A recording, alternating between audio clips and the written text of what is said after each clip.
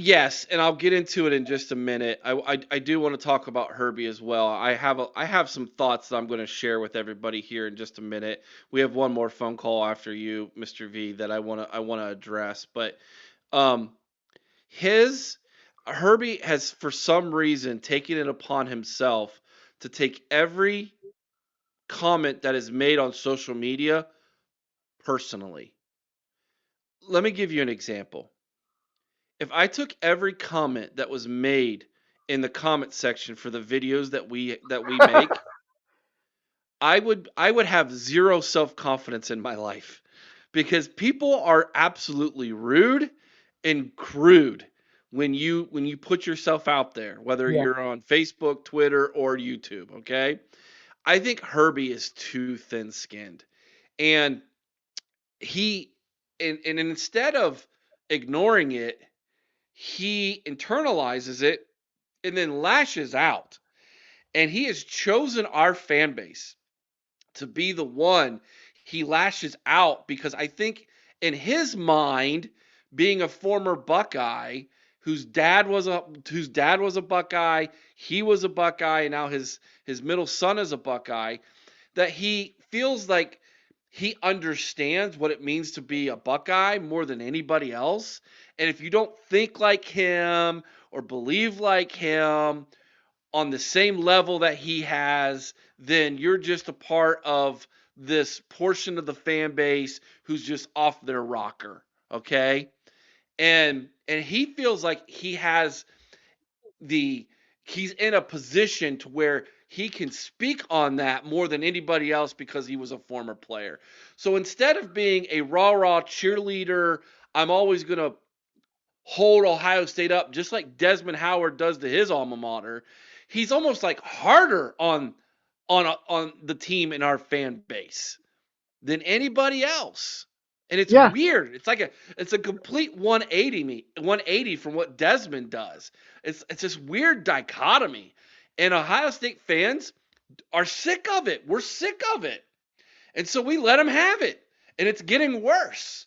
And it's gotten to the point now where even his own coworkers at ESPN are starting to call him out on it. They're like, Herbie, dude, you're going over the top, man. All right, rant time. I got two of them, and I'm gonna let them go tonight. I'm feeling chipper.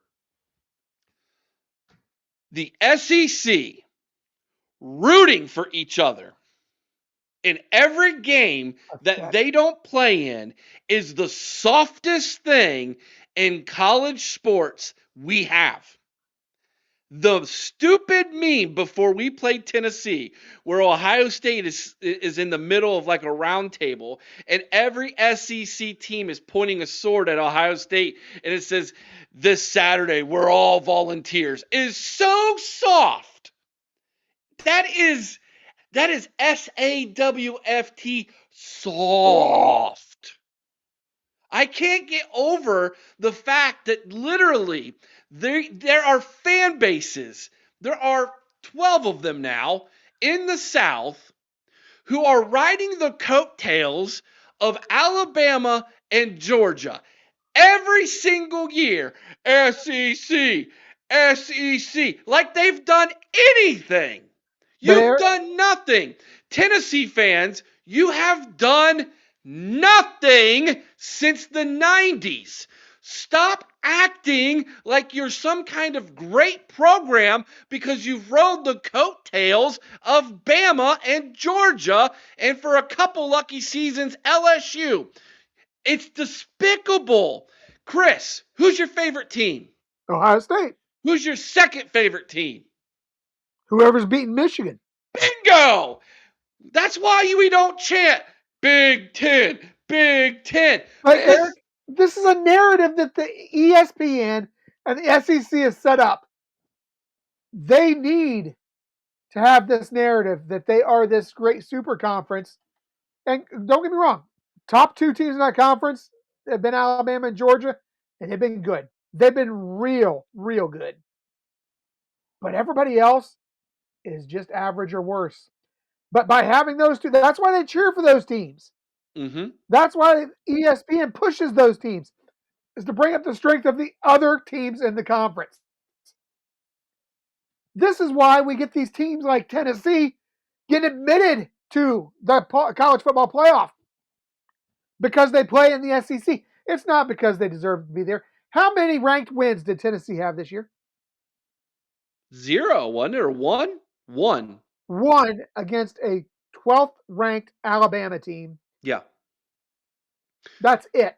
Who Who lost is to way 6 down? and 6 Vanderbilt Vanderbilt. and 6 and got And dog Alabama walked. was over. Yes. Got dog walked by 6 and 6 Oklahoma.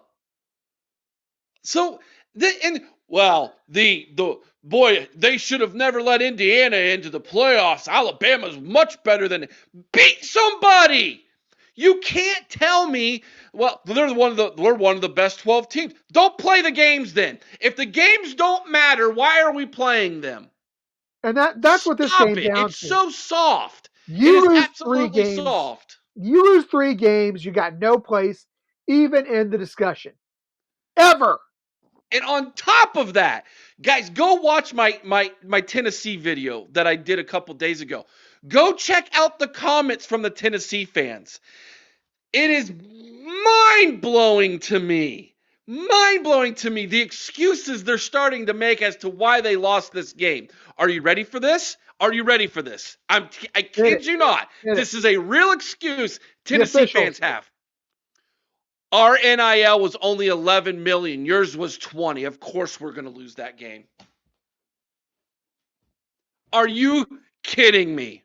Are you absolutely kidding me that you're going to look at your NIL and say Ohio State's got more NIL, so of course they're going to win that game?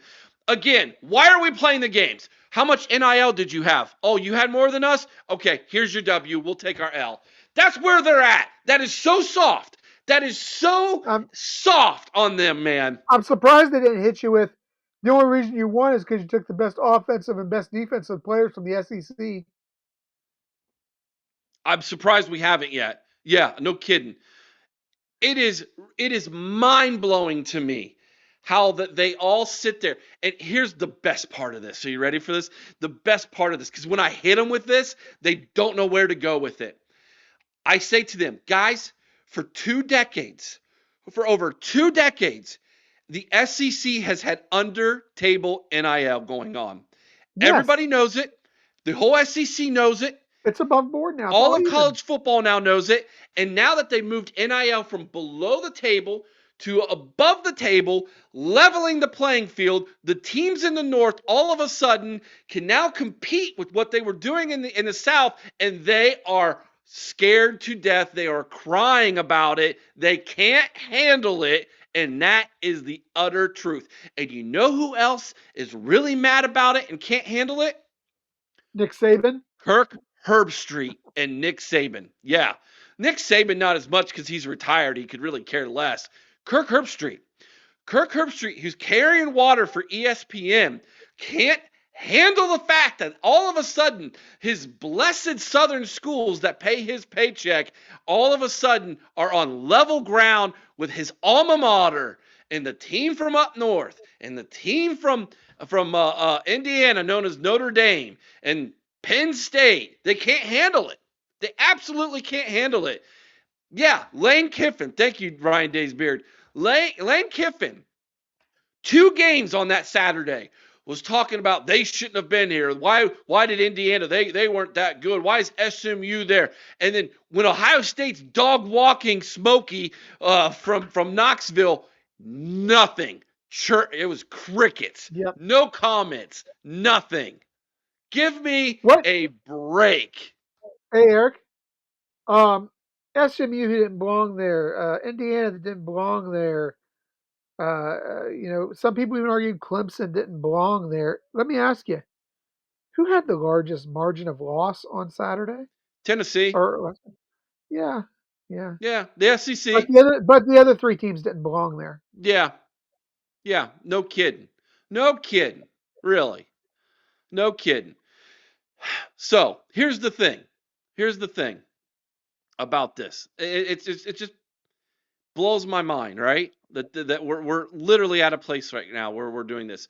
For years, we've been begging the SEC. Come up here in the cold in November and now December. And what will happen? SMU plays from Dallas, Texas, went into Happy Valley. Quarterback couldn't throw the football for his life that day. They didn't know what to do in the cold weather. They had no clue what to do. Tennessee. Oh, it's not that cold in Tennessee. It's only, it was in the 20s in Tennessee the whole week before, right? That's what they say. Tennessee's never played a game in cold weather like that. Never. Never. Most of their games are done in November, right? No, they're finished in November. The coldest it might get is the low 40s, high 30s, possibly. And then they go play in a dome or they go play in a warm game, in a bowl game. They've never had to play in cold weather like that. Yes, I understand Knoxville, it's cold, but they've never had to play in cold weather like that. All of a sudden, they have to play in cold weather like that? Dude, fans checking out. Fans were leaving the stadium. 21 nothing. It's Second too cold. quarter. Yeah. It's too cold. I'm going to go back to the hotel and watch the rest of the game from my hotel. Soft. You're soft. Your whole fan base is soft. Your team is soft. And we're finding out your whole conference is soft. That's the facts, Jack. And I'm not gonna lie. I'm gonna love nothing more.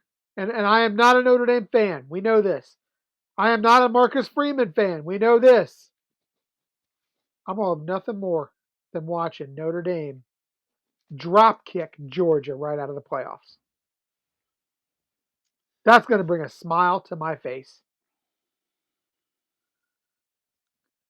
Listen, it would be so great if Georgia had to go into Notre Dame Stadium and play them in 20-degree weather, but it's not. It's going to be.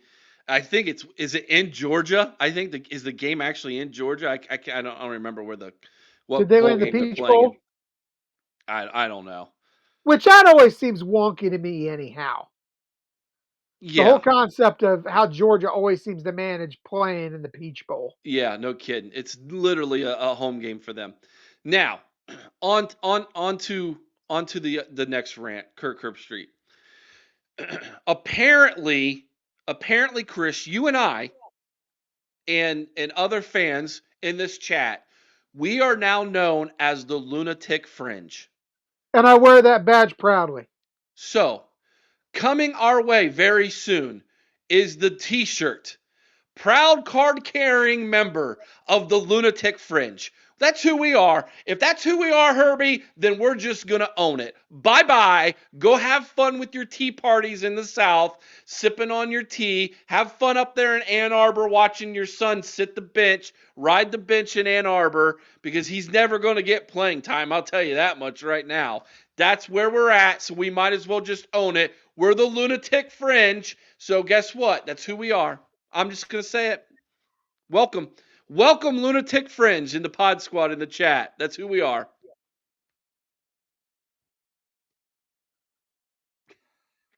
Chris just shaking his head. Just I'm shaking his just head. I Whatever. I am so over.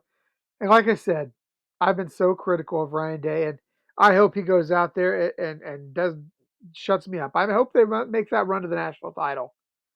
And you know Yeah.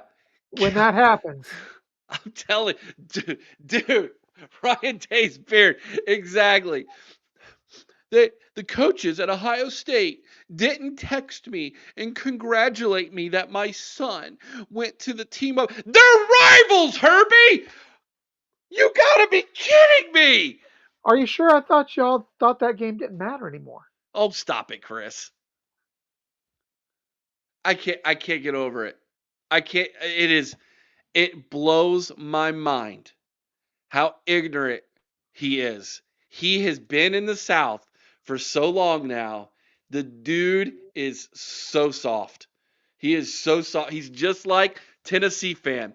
You can take Tennessee fan out, put Kirk Herbstreit in there, it all applies. Still the same. Soft.